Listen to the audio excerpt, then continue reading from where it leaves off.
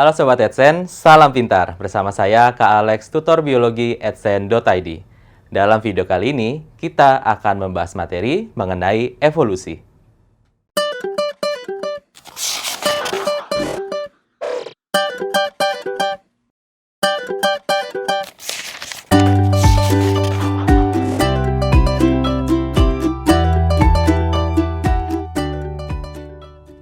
Sobat Edsen, di video sebelumnya kita sudah membahas mengenai postulat Oparin-Haldane dan sekilas kita dapat mengidentifikasi struktur atau bagian perangkat dari percobaan Miller dan Urey. Nah, teman-teman, kita bisa lihat di sini ada air, kemudian ada apinya, ini perangkat kacanya, ada elektroda dan di dalamnya bisa di sini ada mahanya. Saya ingatin lagi, maha itu ada metana CH4, amonia NH3, hidrogen H2, air H2O, gitu ya. Kemudian di sini ada kondensornya. Nah, teman-teman ingat nggak kondensasi artinya apa? Nanti ya. Nah, kemudian kita akan dapatkan di sini hasilnya dan akan ditampung di wadah ini. Oke ya. Nah, jadi seperti yang saya nyatakan di video sebelumnya, gitu ya, bahwa perangkat Miller-Urey itu ditujukan untuk mensimulasikan gitu ya postulat Oparin-Haldane. Nah, maka kita akan bandingkan gitu ya. Jadi di sini kita bisa bayangkan air yang dididihkan ini sebagai laut gitu ya. Saya pakai warna yang lain biar nggak kecampur gitu ya. Ini seperti laut. Gitu ya. Nah, ini teman-teman bisa lihat ini dididihkan seperti gunung berapi yang ada di bawah laut. Ya kan ya? Nanti dia akan menguap gitu ya. Kemudian akan mengumpul di bagian bola kaca ini. Teman-teman lihat di sini, bola kaca ini dilengkapi dengan yang namanya elektroda gitu ya. Nah, elektroda ini berarti mewakili apa? Berarti elektroda ini mewakili energi gitu ya, energi berkekuatan tinggi gitu. Jadi mewakili kira-kira seperti petir gitu ya, atau radiasi gitu ya, tapi untuk konteks ini lebih ke petir ya. Nah, kemudian si uap air akan terkumpul di bola ini gitu ya. Di situ ada metana, kemudian ada amonia dan hidrogen juga, ya kan? Seperti yang teman-teman lihat di bagian ini. Terkumpul, diberikan energi berkekuatan tinggi. Maka, ingat-ingat apa yang terjadi jika diberikan energi berkekuatan tinggi, maka mereka akan saling bertumbukan dan akan ada peluang terbentuk ikatan yang baru. Ya kan? Sehingga, secara logika, kita akan mendapatkan senyawa organik yang kompleks. Gitu ya. Jadi, di sini kita akan lihat ada satu perangkat lagi yang kita sebut sebagai kondensor. Kondensor di sini akan tentu saja mengondensasi. Berarti akan mengubah fase gas yang ada di sini menjadi fase cair, gitu ya. Maka dilakukan dengan cara pendinginan, gitu ya. Nah, jadi yang masuk ke sini itu adalah tentu saja si air dingin, gitu ya. Gitu. Nanti akan dialirkan di sini sehingga akan mendingin. Nanti lama-lama akan menetes gitu ya ke kumpul di bagian sini. Dan dikumpulkan kita dapat hasil akhirnya. Terus hasil akhirnya si percobaan Miller-Urey gimana? Nah, ternyata di dalamnya memang ada bahan kimia organiknya seperti asam amino. Gitu ya. Berarti ini membuktikan gitu ya bahwa postulat Oparin-Haldane, walaupun tidak bisa disimulasikan dalam skala besar sebumi, gitu ya, ini bisa terjadi, gitu ya, karena percobaan dilakukan oleh si Miller-Urey. Maka, ini yang bisa menjawab teori asal-usul kehidupan, gitu ya, yang benar-benar muncul pertama kali itu seperti apa. Tentu saja diawali dengan pembentukan senyawa organik, gitu ya. Oleh karena itu, sekali lagi, abiogenesis modern, benar kan pakai kata abiogenesis? Karena diawali dengan benda mati, ya kan?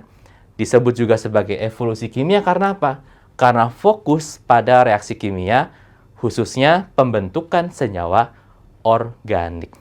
Paham ya teman-teman ya? Jadi kita sekarang udah bahas 3 periode utama untuk teori asal-usul kehidupan. Abiogenesis klasik, kemudian teman-teman ada tentu saja biogenesis, dan yang terakhir ini adalah abiogenesis modern atau yang kita sebut sebagai evolusi kimia. Nah, ngomong-ngomong soal evolusi kimia gitu ya, berarti ada yang namanya evolusi biologi gak? Ada. Nah, ini yang akan kita fokus bahas selanjutnya, gitu ya. Tapi saya akan berikan dulu gambaran atau garis besarnya. Karena untuk yang selanjutnya, kita akan lebih fokus pada mekanisme bagaimana makhluk hidup itu berevolusi. Nah, kalau kita ngomongin soal evolusi kimia, evolusi biologi, maaf, ya. Kalau kita fokus pada evolusi biologi, gitu ya, maka penekanannya itu benar-benar udah terbentuk makhluk hidup, gitu ya. Bisa dibilang ini semua akan diteruskan ke evolusi biologi, gitu ya. Nah, jadinya dari kejadian ini, gitu ya, dari kejadian yang diperkirakan oleh Oparin Haldane dan kita dapat senyawa organik, gitu ya, maka kita akan dapatkan sel yang pertama, gitu ya. Sel pertama ini yang akan dibahas di evolusi biologi, gitu ya. Di sini adalah sel pertama, gitu ya. Nah, sel pertama atau kita bisa sebut sebagai protobion itu ada banyak banget bentuknya, gitu ya. Apakah kondisinya dia terikat dengan ikatan kimia ini dan itu, gitu ya. Itu ada detail-detailnya. Tapi pada dasarnya gitu ya, ini akan memperkirakan gitu ya, bagaimana sel pertama itu terbentuk. Teman-teman bisa bayangkan kondisi ini gitu ya, itu banyak sekali bahan kimia organik gitu ya, maka ini yang kita sebut sebagai subpurba gitu ya, atau istilahnya primordial sub gitu ya, atau subpurba. Karena ini menjelaskan bahwa kehidupan berawal dari laut gitu ya. Nah, dengan demikian ketika kita sudah bahas sel pertama gitu ya, kita juga bisa membahas bagaimana munculnya materi genetik, ya kan? Bagaimana ada RNA terbentuk, bagaimana DNA terbentuk, dan teman-teman bisa ingat-ingat lagi gitu ya, ada yang namanya virus, ya kan? Ada yang namanya prion, kemudian ada yang namanya viroid, dan sebagainya. Dan teman-teman bisa ingat gitu ya, dari sel pertama ini akan berevolusi gitu ya, di mana di sini kita akan lihat ada kemunculan yang namanya sel heterotrof gitu ya. Berarti dia akan mengonsumsi gitu ya yang lain, ataupun lama-lama ada yang autotrof. Kemudian yang awalnya sederhana atau prokaryotik, kita akan temukan yang eukaryotik, ya kan? Dan kalau teman-teman ingat, kita sempat bahas soal asal mula dari mitokondria dan kloroplas, ya kan? Mereka adalah organel yang spesial, ya kan? Karena mereka punya DNA sendiri, ya kan ya? Mereka bisa bereplikasi mandiri, seperti bakteri. Kalau teman-teman ingat, itu yang kita sebut sebagai teori endosimbiosis. Teman-teman cek ya video tentang biologi selnya. Nah, kemudian muncullah dari yang kondisi uniseluler gitu ya. Kemudian muncul konsep multiselularitas gitu ya. Makhluk hidup lama-lama jadi makin kompleks, makin rame, dan akan lama-lama dari air akan naik ke darat. Gitu. Dan dari sinilah gitu ya, kita akan bisa lihat akan muncul keanekaragaman gitu ya. Keanekaragaman. Gitu. Jadi ada yang seperti ini, ada yang seperti itu, ada tumbuhan, ada fungi, ya kan ya? Mana yang muncul duluan? Bagaimana kok spesiesnya bisa berbeda? Itu dijelaskan di evolusi biologi, gitu ya. Jadi fokusnya lebih ke sana. Nah, teman-teman, ini adalah teori asal-usul kehidupan yang utamanya dibahas di biologi. Nah, akan tetapi kita juga dapat menemukan teori-teori lain gitu ya, yang membahas mengenai asal-usul kehidupan. Selain teori asal-usul kehidupan yang sudah saya sebutkan di video ini ataupun di video sebelumnya, kita juga dapat menemukan teori-teori lainnya. Di sini saya akan tekankan ada 3, yaitu ada kreasi khas, atau bisa juga disebut sebagai kreasionisme. Kemudian yang kedua itu kosmozoik atau kosmozoan, atau juga disebut sebagai panspermia. Kemudian yang ketiga adalah katastropisme atau katakalisme. Nah, jadi teman-teman, yang paling familiar sama kita itu adalah kreasi khas atau tentu saja kreasionisme. Pada dasarnya gitu ya, untuk teori asal-usul kehidupan yang berdasarkan atau berlandaskan pada kreasi khas menyatakan bahwa kehidupan itu langsung ada seperti ini gitu ya, karena ada zat gaib atau zat supranatural atau yang kita sebut sebagai Tuhan. Nah, maka teman-teman, di sini pandangannya itu adalah makhluk hidup diciptakan oleh zat gaib tersebut yang kita sebut sebagai Tuhan. Nah, tapi apakah dengan kita mengacu pada kreasi khas, artinya kita nggak bisa percaya dengan si abiogenesis dan biogenesis? Nah, perbedaannya di sini adalah kalau untuk kreasi khas, biasanya penekanannya itu adalah untuk pandangan ini itu menggunakan pemahaman yang secara harfiah. Jadi benar-benar ngikutin kalimat per kalimatnya, gitu ya. Masing-masing kita dari ada tentu saja kitab suci, gitu ya. Dan biasanya ada cerita bagaimana kehidupan terbentuk. Nah, jika kita mengikuti secara harfiah atau biasa kita sebut literally gitu ya, atau literal translation, nah berarti kita bisa benar-benar punya gitu ya, punya kepercayaan bahwa kehidupan itu udah muncul kayak gini dari awal gitu ya. Nah, jadi itu perbedaannya. Maka teman-teman gitu ya, untuk pemahaman mengenai kata teori gitu ya, dan pemahaman mengenai asal-usul kehidupan tidak akan selalu bentrok gitu ya. Karena di sini penekanannya itu pada dasarnya itu secara harfiah gitu ya. Secara harfiah gitu.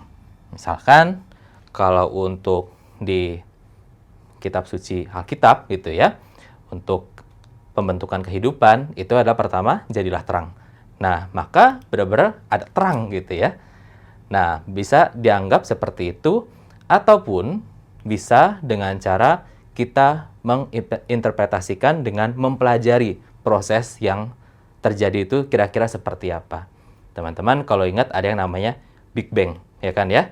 Di mana ada ledakan yang super besar gitu ya, yang kira-kira dapat mempelopori terjadinya tata surya dan kehidupan, gitu ya. Jadi ada pandangan seperti itu dan tidak salah, oke ya.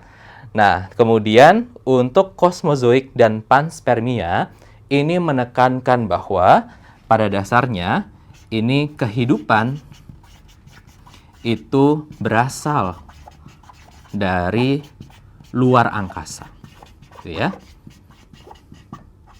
Gitu. Kalau ini tadi berarti kehidupan itu diciptakan, berarti di sini benar-benar mengikuti penciptaan gitu ya, dan mengikuti secara harfiah. Kosmozoik atau panspermia, kosmos gitu ya, kemudian pan itu semua, spermia itu benih gitu ya, seperti kata sperma. Nah, kehidupan berasal dari luar angkasa. Nah, jadi teman-teman, senyawa organik ini kan sebelumnya kita bahas berasal dari bumi ya kan ya, kejadiannya. Nah, tapi yang berbeda dengan ini adalah proses pembentukan senyawa organik itu terjadi di luar angkasa. Entah di mana gitu ya. Kemudian akan didistribusikan gitu ya, atau disebar ke planet-planet melalui misalkan benda-benda antariksa seperti misalkan meteor, asteroid dan sebagainya.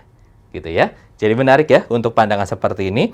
Kemudian ada juga yang ketiga itu benar-benar lebih ke masalah waktu. Itu adalah katastrofisme.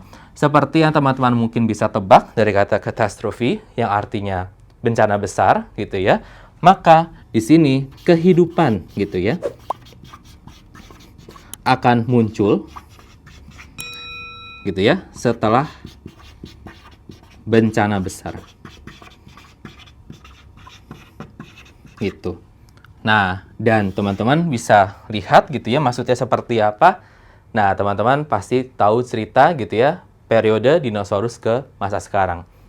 Bisa diperkirakan ada yang jatuh gitu ya, kemudian ada bencana besar gitu ya, sehingga sekarang udah nggak ada lagi yang namanya dinosaurus. Kira-kira seperti itu. Nah, ini dipelopori oleh Cuvier gitu ya. Beliau itu meneliti tentang lapisan batuan dan fosil, dan dia melihat bahwa setiap lapisan tanah gitu ya, itu menunjukkan fosil yang berbeda atau menunjukkan spesies yang khas di sana. Berarti kita bisa ambil kesimpulan, berarti setiap periode waktu tertentu di situ ada spesies tertentu. Maka gitu ya, beliau mengemukakan bahwa mungkin karena ini perubahannya gitu ya, mungkin perubahannya itu karena adanya suatu bencana besar. Kira-kira seperti itu. Ya teman-teman ya. Jadi teman-teman bisa lihat gitu ya perbandingan teori asal-usul kehidupan yang kita bahas secara biologis bisa juga dibandingkan dengan teori-teori yang lainnya. Nah, Sobat AdSense, sampai di sini dulu video kelanjutan pembahasan materi mengenai evolusi. Sampai bertemu di video berikutnya, semoga bermanfaat. Salam pintar! Sekian Sobat AdSense untuk video pembelajaran hari ini. Sampai ketemu lagi di video belajar berikutnya. Jangan lupa aktifkan notifikasi untuk video terbaru kami ya. Sobat AdSense juga bisa mengunjungi adsense.id dan temukan ribuan video pembelajaran. Sampai jumpa Sobat AdSense, salam pintar!